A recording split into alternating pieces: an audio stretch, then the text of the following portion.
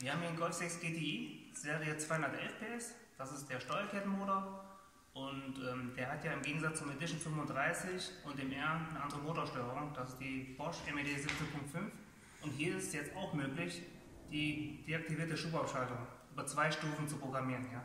Das Besondere ist, wir können es hierbei auf Tempomat, wir können es auf die Heckscheibenheizung oder über die Bremspedale regeln. Das will ich euch jetzt mal zeigen.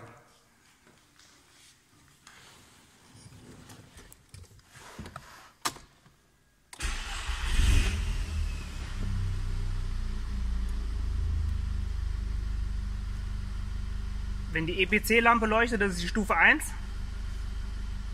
Und jetzt drückt man Bremse und dann Heckscheibenheizung. Jetzt ist er aus. Jetzt ist er aus. Jetzt, wenn er zweimal leuchtet, das ist die Stufe 2. Und jetzt gehen wir mal nach hinten und zeigen euch das mal.